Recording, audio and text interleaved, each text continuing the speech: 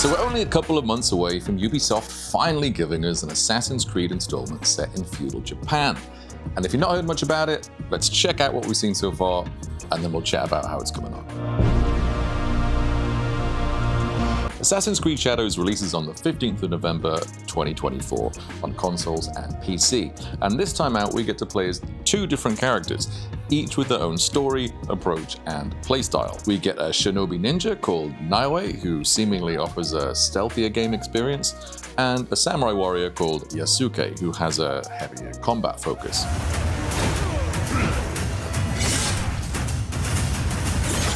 It seems Ubisoft has taken some cues from GTA 5 here, and it looks like we're going to be able to switch between these two at any time depending on whether we need to do some sneaking or break some heads. It's still unclear as to exactly how much collaboration between these two is going to be mandatory, or whether or not you can play the whole game as one character or the other. And we'll just have to wait and see just exactly how much choice we get, and if it's a good fit for the AC series.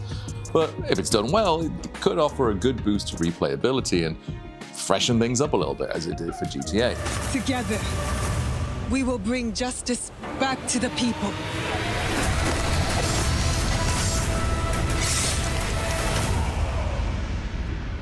It looks like most of the stealthing in the game is going to be done by Naoe, the Shinobi, and there's a real focus on classic stealth here. The cover and corner system has returned for staying hidden, peeking, and stealth attacks. You can go prone now for disappearing into shorter grass or behind low cover, and there seems to be an emphasis on using the natural light and shadow within an environment to your advantage. Naoe is fast and agile and can use a grappling hook to swing across gaps, quickly scale walls, leap up and hug the shadows of the ceilings, or create aerial assassination opportunities. She can also swim and stay underwater using a breathing pipe to wait for the right moment to strike or remain unseen.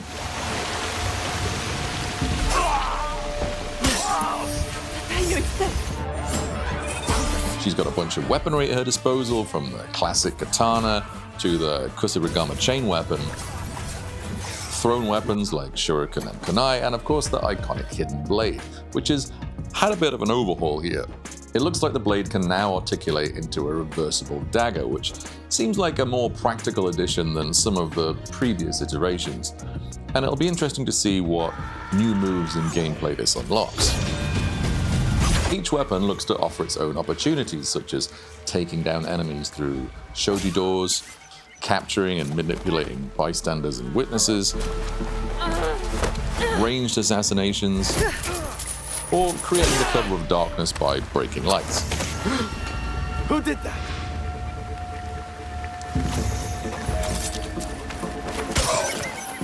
Although Naoe can hold her own and dish out a certain amount of crowd control using the kusarigama, she has little armor and is vulnerable to prolonged combat, encouraging a more strike and disappear strategy that's very much in line with the original ethos of the franchise.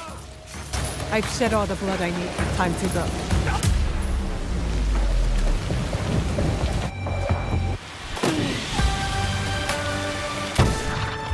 Yasuke is the warrior option, and he is a hulk of a samurai and seems very comfortable plowing his way through multiple enemies at a time. In addition to his katana, he wields heavy clubs and spears, carries an arquebus rifle for long-range attacks, and what he lacks in speed and agility, he more than makes up for in brute strength and fighting skill. We see Yasuke smashing through doors, Sparta-kicking enemies through walls, and mercilessly brutalizing them into submission with a Kanyobo war club.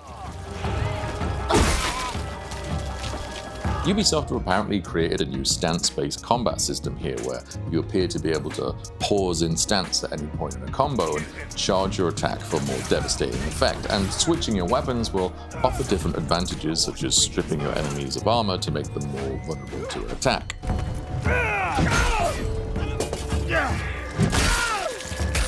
Environments are now much more destructive too, to add further dynamism to all the carnage when Yasuke does his thing. There's also a new intel system where you can use a spy network to gather information on areas of the map, which looks a little bit like a nod to the old Brotherhood Pigeon Network missions, but put to good use. The open-world depiction of late 16th century Japan is shaping up to be pretty easy on the eyes, and we get to explore the lush greenery, bamboo forests, ornate bridges and settlements, and towering waterfalls of central Japan. And apparently recreations of real-life castles such as Fukushima are going to be playable. Fukushima. At last.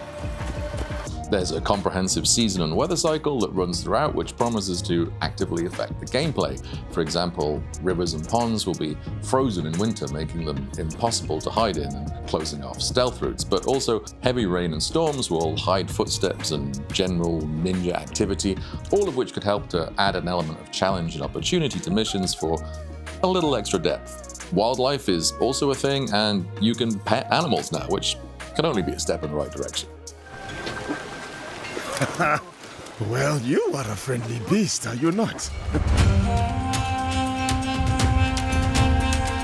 A lot of work appears to have been done to make Naoe as nimble and ninja as possible, and the parkour does look like something of an improvement from some of the previous entries in the franchise. It's closer to that of Unity than anything else, and that can only be a good thing. The animations look a bit smoother and have a bit of weight to them. We see a nice front flip here, these descents look pretty tasty, and the reverse dive into the hay bale is a nice riff on the iconic leap of faith. The use of the grappling hook also adds a Spider-Man-y element that may help to open up the map in new ways. It'll also be interesting to see what Yasuke's traversal looks like as a much slower and more powerful character.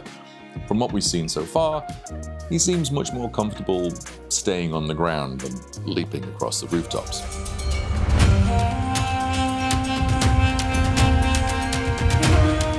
Okay, so let's start with the good stuff.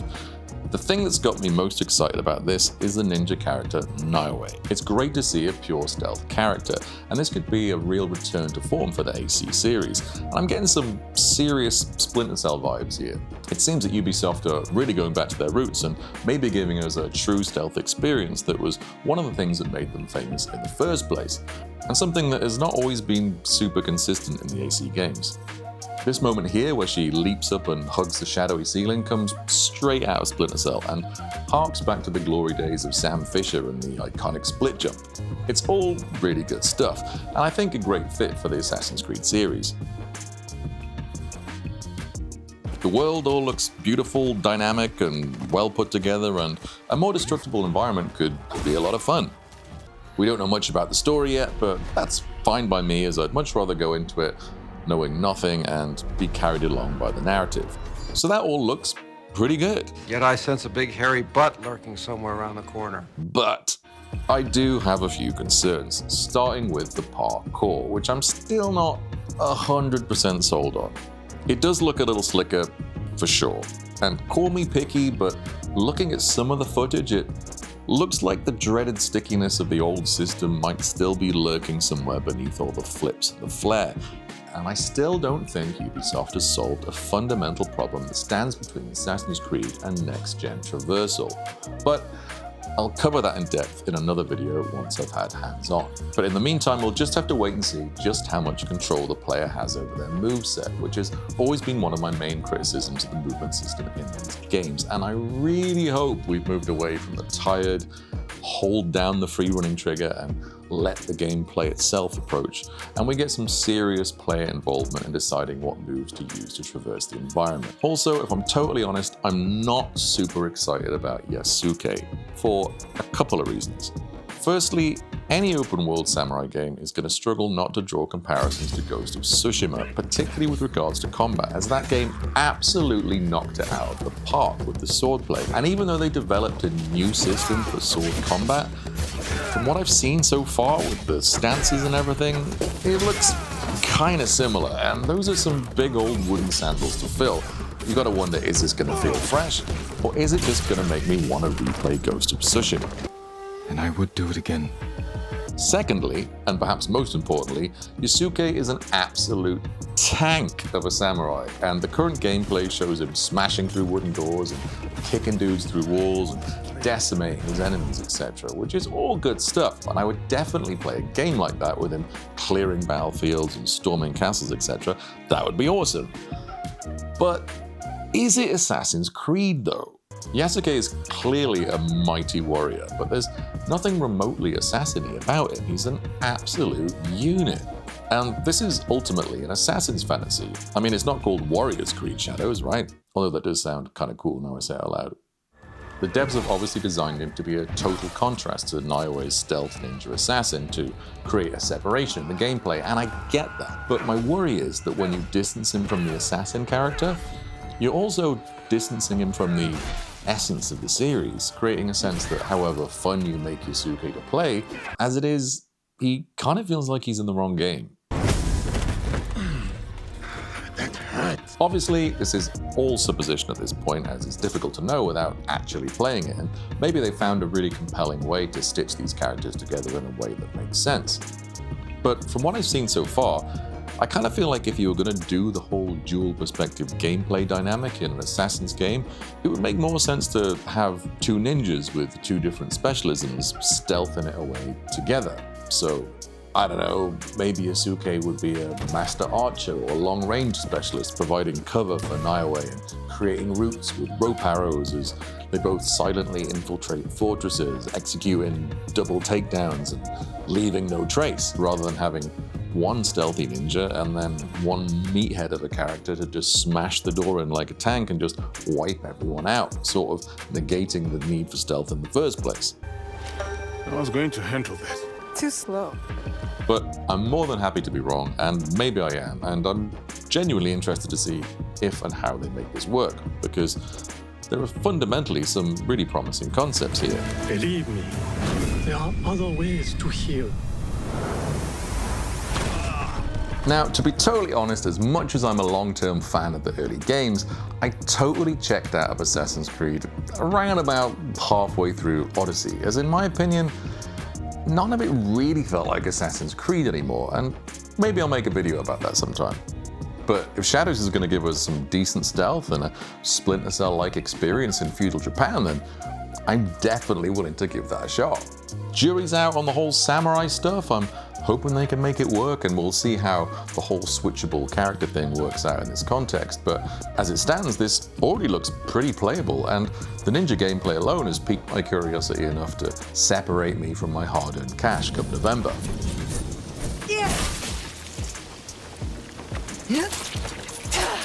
But what do you think? Do you agree? Are you excited for Assassin's Creed Shadows? Do you think it's a positive direction for the franchise? Or have you sort of reached burnout and you're kind of fed up with the whole series at this point?